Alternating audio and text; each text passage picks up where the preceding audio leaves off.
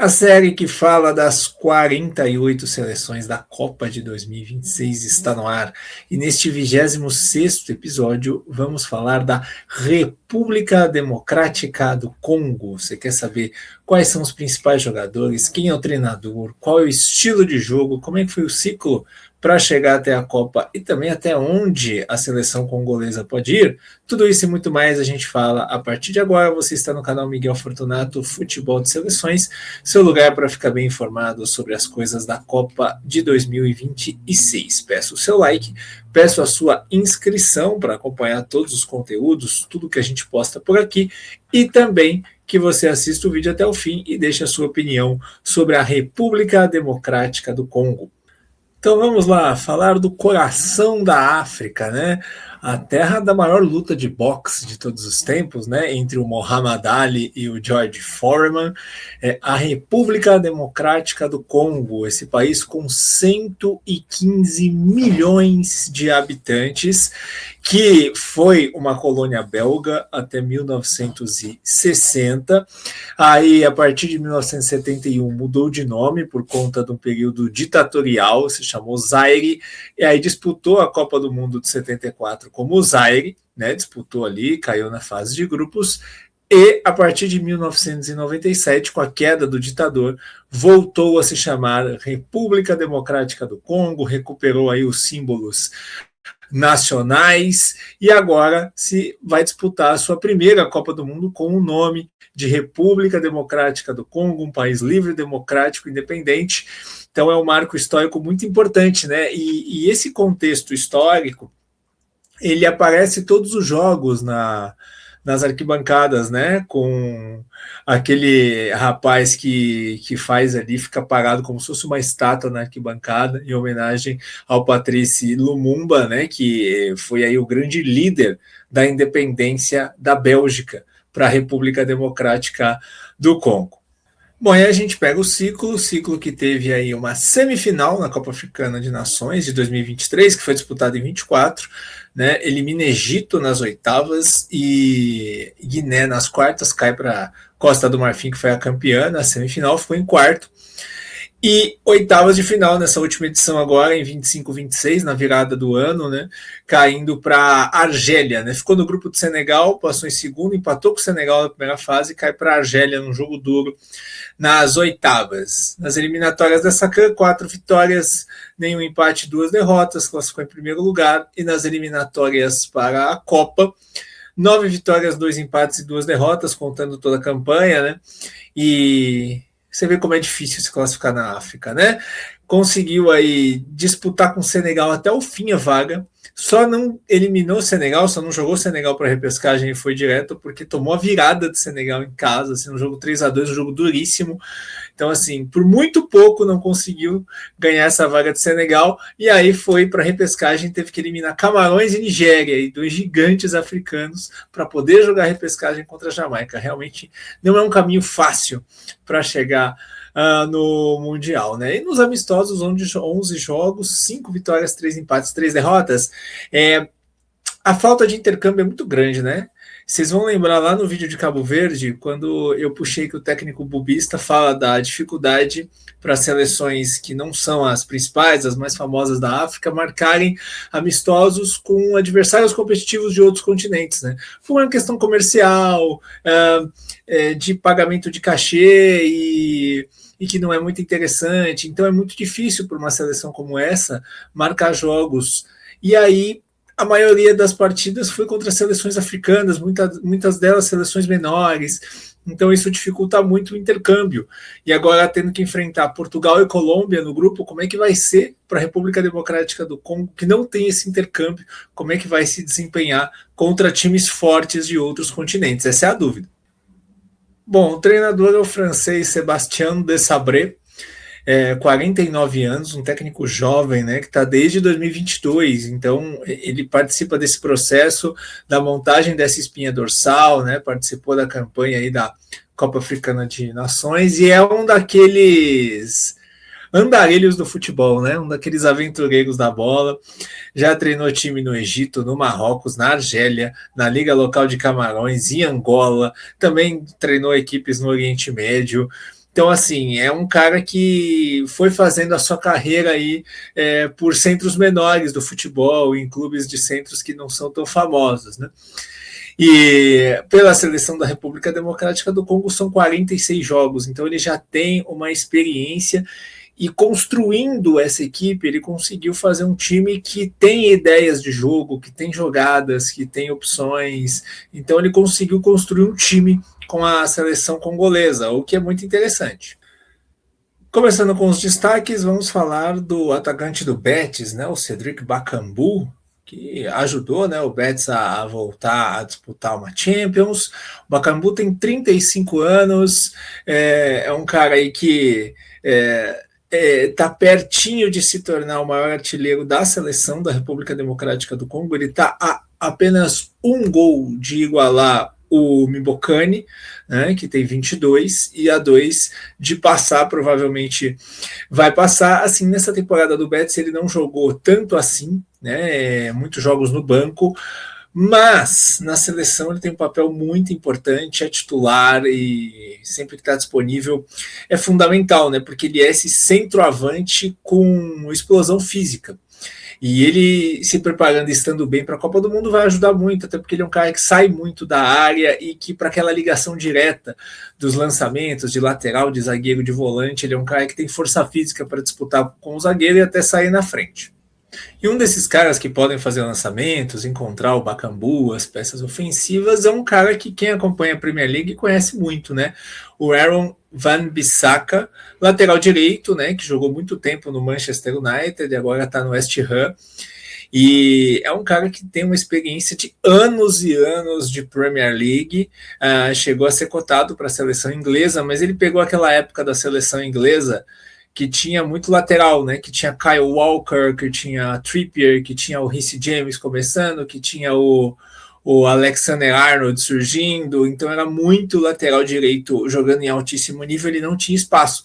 Então ele optou recentemente pela naturalização para jogar pela República Democrática do Congo, e assim, tecnicamente é um upgrade monstruoso, né? Um lateral que tem muita força física para defender. No sistema do Desabré, não é um jogador que vai chegar muito no apoio, é difícil ter o lateral que apoia, a profundidade é mais do ponta pela direita, mas você tem um cara que te dá muita vitalidade, qualidade e experiência, e assim, eleva muito o nível da defesa. Bom, falando em Premier League, outro jogador assim que se destaca é o Noah Sadiki, 21 anos apenas, muita vitalidade de defender, de pisar na área, de baixar como zagueiro, e assim, é uma máquina de roubada de bola, buscar interceptar passes, motorzinho no meio campo, jogador que joga no Sunderland, na Premier League, e que dá muita vitalidade física para o time nesse setor, né? Outro cara que joga num nível muito legal e que é capitão da seleção é o Chancel Mbemba, zagueirão do Lille, que é um time estruturado lá na França, né? Dá muita chance para jogador do continente africano se desenvolver. O Chancel Mbemba é o xerifão dos dois times, o zagueiro muito imponente, bom pelo alto, e que é fundamental para dar segurança defensiva, apesar de que a gente vai falar mais à frente, não é o único zagueiro, né, da República Democrática do Congo que joga em grandes ligas. A seleção tem atletas aí disponíveis que têm bom nível de enfrentamento no cenário europeu. No ataque, temos o Yohan Wissa, né? A galera da Premier League conhece, meio atacante ali, na seleção ele joga como uma espécie de segundo atacante, ele fez muito barulho no Brentford, né? Jogou muito tempo no Brentford, fez muito barulho na temporada passada da Premier League. Nessa que ele foi para o Newcastle, sofreu muito com lesões, né? Tanto que ficou fora em vários jogos aí, ficou fora dos jogos da repescagem contra Nigéria e Camarões pela República Democrática do Congo, mas jogou aí contra a Jamaica e deu muita qualidade para o ataque, né? Então é um cara que ele ajuda para a armação de jogo e principalmente nas transições. É um jogador que tem muita qualidade para pisar na área em transições e torna o ataque mais perigoso quando os congoleses recuperam a bola. E outro nome assim que acaba perdendo a posição, acaba perdendo a titularidade com a chegada do Issa, mas que merece ser citado, é o Ingalayel Mukau, que é jogador do Lille também. É uma joia do futebol da República Democrática do Congo, muito jovem, né? A gente está falando de um menino de 21 anos que, assim, eu costumo brincar que ele é o Bellingham africano, né? Um Bellingham congolês, né? Porque ele tem um estilo muito parecido. Se você pegar para ver jogos dele lá no Lille, lembra muito o Bellingham começando no Borussia, quando ele foi para o Borussia Dortmund, né? Jogador alto, ele é muito alto e é aquele cara que dá o giro, que consegue sair da pressão, da marcação, aquela passada larga, né? Para pisar na área, muita condição de bola ali no meio-campo.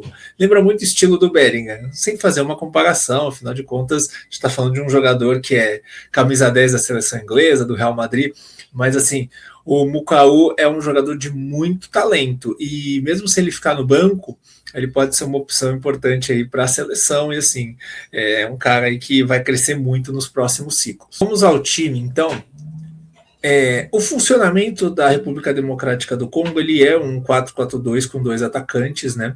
Mas daqui a pouco eu vou mostrar nos prints que tem muitos movimentos de jogador baixar para a linha. Então, na saída de bola vai virar 3 zagueiros. No momento que tiver com posse, o Bakambu vai ficar isolado na frente. Então, tem movimentações, tem metodologias de jogo para fazer a seleção ser perigosa com posse, né? Se defendendo, defende num 4-5-1, o Bakambu fica isolado na frente, quem tiver ali desse meia barra segundo atacante baixa na linha, e a linha de 4 defende lá atrás, né? E sempre um dos volantes faz o salto para pressionar, o Motossani ou o Sadiki. Então, são movimentos assim que são meio automáticos que a gente vai assistindo nos jogos da República Democrática do Congo. O goleiro é o Mpassi Nizaú, goleirão, o Wan-Bissaka, lateral direito, o Mbemba e o Tuanzebe fazem essa dupla de zaga, né? O Tuanzebe, que é zagueiro titular do Burnley lá na Premier League, e o Masuaku, lateral do LAN, é quem joga ali pelo lado esquerdo. O KNB também pode ser uma opção ali pela esquerda, né? Aí no meio, o Motossani tem esse papel de ser o cara da saída de bola, um jogador que controla muito o ritmo do jogo, né? Ele tá meio fora do radar das grandes ligas, ele joga no Atrômetros da Grécia, mas é um jogador que na seleção tem um papel muito importante nessa questão de ajudar na saída de jogo, de tentar fazer a condução de bola funcionar, os passes funcionarem bem ali pelo meio campo. O Sadiki, esse cara da roubada de bola, da correria, né? E às vezes eles invertem, às vezes o Sadiki baixa também, o Motossani sai um pouco mais para o jogo, não é uma coisa tão previsível, né? São movimentos que vão acontecendo, as variações acontecem. O Elia, ele pode jogar tanto pela direita como pela esquerda, como ele é canhoto, ele jogar pela direita, faz ele bater para dentro, ser uma arma de chute, é um cara que tem um control muito bom. A RD Congo procura muito situações para deixar ele num contra um sozinho contra o lateral adversário, porque ele tem um drible muito bom, né? Jogador do Alanyaspor da Turquia, fez gol ali no campeonato turco nesse último final de semana, é um jogador muito perigoso. Você pode colocar o Bogondá por ali também, que é um jogador de mais de chegada, mais de força, mais de pisar na área. E o Mukau também. O Mukau é um cara que no Lille ele joga aberto pela direita, apesar de na seleção ele ter um papel como o Desabré de jogador mais centralizado. Na esquerda, em Mbuku, né?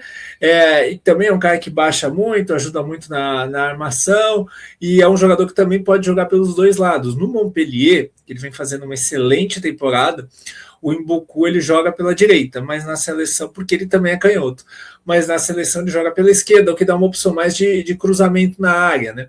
Então são aí opções, armas, variações, e o Desabré pode trocar os dois de lado durante o jogo também, para tentar opções diferentes, então sobram aí opções para ele. Aí o Issa na frente, o Mukau era o titular na ausência do Issa, agora o Issa em forma, ele recupera a posição, e o Bakambu é o centroavante nessa coisa de sair da área, de buscar opção e de buscar ligação direta, né? Transição e ligação direta, que é a especialidade da casa. E aí nos prints a gente entende um pouco melhor esse funcionamento, ó, o Motossani ali no meio, do lado ali da meia-lua, volante que baixa ali entre os zagueiros e ele faz essa armação de jogo. Então a armação de jogo começa com ele, só que os laterais não se espetam muito, é uma seleção que tem pouca chegada na área dos laterais, até o Masuaku chega um pouquinho mais do que o Wan-Bissaka, mas é um trabalho aí de ter vários jogadores nessa saída de bola para escapar da pressão e poder avançar, né? E o Sadik aqui no começo do meio campo esperando o passe, o time vai girando e o Montosami é a figura central dessa saída de jogo. Aí agora a gente vê a pressão. Você na Copa do Mundo, certamente, assistindo jogos da República Democrática do Congo, vai ver muita pressão ali do portador da bola. Eles fazem muita dobra para tentar surpreender, atacar um jogador que tiver com a bola para tentar recuperar e sair na transição, na verticalidade rápida, para tentar encontrar ali um ponta, ou então o Issa, ou então o Bakambu. Então, essa pressão, dificuldade de deixar aí o adversário sair jogando, é uma marca do time do Desabré, né? E é um time que tem bastante perna, preparo físico. Então é chato de enfrentar por conta disso. E aí outra movimentação que eu comentei ao longo do vídeo, ó, o Issa tá fazendo o passe aí. O Issa, ele baixa, né? Então ele e o Mboku, eles baixam muito. O Eliá baixa menos. O Eliá fica mais aberto ali na ponta para tentar um contra um. O Issa baixando como um armador para puxar a marcação, para abrir espaço e para ajudar a equipe a seguir com bola, para tentar receber lá na frente. E a seleção congolesa tem uma marca muito forte, que é a coisa assim, o jogador dá o passe e faz a progressão para receber em velocidade. É o tradicional toque me voe, né? Isso tem muito nesse sistema de jogo. Então vamos projetar a Copa do Mundo da República Democrática do Congo. Portugal em Houston, depois Guadalajara recebe a Colômbia e depois vai até Atlanta jogar contra o Uzbequistão. Né? Uma logística horrível, né? Muita viagem, ruim para o torcedor, é ruim para a preparação da seleção, é difícil de montar uma base e é ruim para os jogadores, né? Mas vai ter que superar isso e superar um grupo bem duro. Portugal é um jogo que vão ter que ficar com a linha baixa o tempo todo, praticamente, né? Enfrentar uma seleção do mais alto nível, uma das favoritas ao título. Contra a Colômbia, eu acho que dá jogo. Acho que dá jogo. Claro que tem aquela coisa de que a Colômbia vai fazer a atmosfera a seu favor com a torcida no estádio, mas eu acho que é um jogo que dá para jogar. A minha questão é o que eu falei no começo. A falta de intercâmbio, qual que é a capacidade de enfrentamento, né? Nessa falta de intercâmbio, vai conseguir jogar contra uma Colômbia, que é uma seleção muito mais experimentada?